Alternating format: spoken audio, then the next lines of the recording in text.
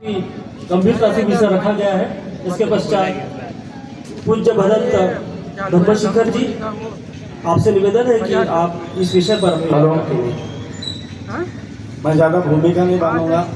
पहले ये बात बताओ, मैं कौन हूँ? मैं कौन हूँ?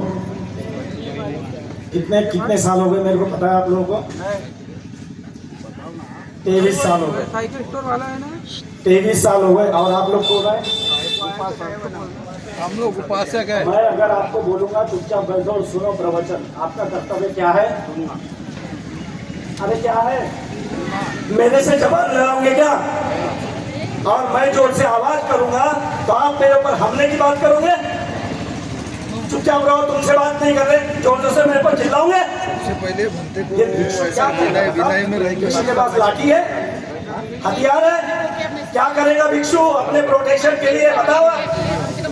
अरे ये भिक्षु विनय का पालन करना चाहिए भिक्षु ने पहले तो। बोल रहे भैया सुनो, पहले सुन लो, कान खोल के सुन लो। भगवान बुद्ध ने बोला है, क्या बोला है? समनानं च दस्सन कालेन धम्म सबनं एतं मंगलम उत्तमम्। इसका मतलब क्या होता है? चिल्ला के थोड़ी बोलना। जो ध्यान से श्रवणों का दर्शन करना और बार बार धम्म श्रवण करना, ये उत्तम मंगल होता है। ये भिक्षुओं का मंच है कि राजनीति का? आप बताओ, राजनीति का कौन सा है? राजनीति का।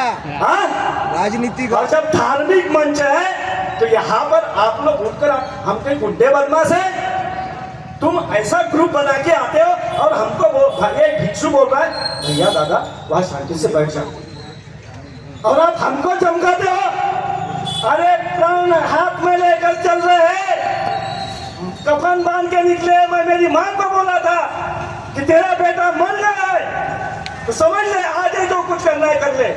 मैं आज के बाद तेरे घर में कभी लौटूंगा नहीं। 23 साल पहले मैंने मेरी मां को बोला था, पेट भरने के लिए नहीं बने हैं, ईमानदारी से जीते, शीलों का पालन करते, धम्म का आचरण करते हैं। कोई मजाक कर रहे हैं? वो 2 कौड़ी का आदमी, 2 कौड़ी का आदमी है। अरे हमारे जैसे शीलों का पालन करके देखो, ट्रेनिंग करके देखो। अरे हम 5-5 साल अपने गुरु के पास रहे, ट्रेनिंग किए, तब जाके समाज में आए हैं। और जो कोई जेल में जाता है उसको चिवर उतारना पड़ता है। 24 घंटे होते, 24 घंटे में अपने, अगर मैं भी अगर जेल में जाता हूं तो मेरे को चिवर उतारना पड़ेगा, सफेद कपड़े पहनना पड़ेगा और अपने गुरु से क्षमा याचना। बुद्ध धम्म का विनय है, नियम है, पवारना करके। पवारना जानते हो क्या है शब्द बुद्ध धम्म में? अरे जानते हो या नहीं? बोलो ना। नहीं जानते ना? पवारना होती है, पाप देशना उसे कहते हैं कि अगर मेरे माध्यम से, मेरे आचरण से कुछ गलत हुआ होगा, मैं जेल में गया है तो मैंने पहले अपने गुरु के पास माफी मांगना है, क्षमा याचना करना है कि गुरुजी काया वाचा मन से मेरे द्वारा कुछ अपराध हुए होंगे, उसके लिए मुझे क्षमा करो। जाने अनजाने में गलती हुई होगी, उसके लिए मुझे क्षमा करो। ये धम्म है। क्या है? इसको क्या बोलते हैं? धम्म बोलते हैं, इसको विनय बोलते हैं। आप लोगों को पता है क्या ये? अरे पता है क्या? युवाओं को पता है कि तुम हमें धम्म सिखाओगे कि हम तुम्हें सिखाएंगे? कौन सिखाएगा? भिक्षु सिखाएगा ना। तो सिखा रहे हो, सुनने को तैयार हो, घमंडी बन गए, अहंकारी बन गए, और तुम्हारे अहंकार की वजह से ये समाज के टुकड़े हो रहे। इसके लिए तुम जिम्मेदार हो, हम नहीं है। अरे मरने को तैयार है हम, मरना तो प्राणों की बाजी लगाए। आकाश लामा की प्राणों की बाजी लगाए, चंदा कीर्ति बंदे की प्राणों की बाजी लगाए, और प्रज्ञा सिंह बंदे की अपनी प्राणों की बाजी लगाए। और तुम क्या करते हैं? हमको गाले दे रहे, मारो ना, लाओ ना गोबर, वहां गोबर पड़ा हुआ है, लाओ फेंको मेरे ऊपर, मारो ना। अपमान करना है ना आकाश लामा जी का, करो ना, यहाँ बैठे है ना। इतनी हिम्मत नहीं है? माफी मांगना चाहिए तुम लोगों को।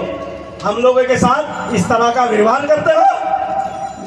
अरे सोचो, जो 23 साल से अपनी जवानी को कुर्बान किया है, उम्र के 21 साल से मैं भिक्षु बना हूं, और वो लड़का आता है बोलता है हाँ तुम क्या बराबर ना बोला अच्छा तुम्हें बाजू अरे तमीज है बात करने की भिक्षु जैसे बात करो बोलो। और वो भी उसी लिए मेरे पास सबूत है मेरे पास पूरे सबूत है कितने पैसे खाया है।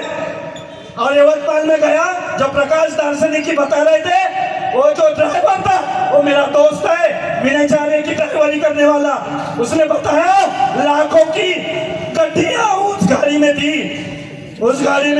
पानी का थोड़ा सा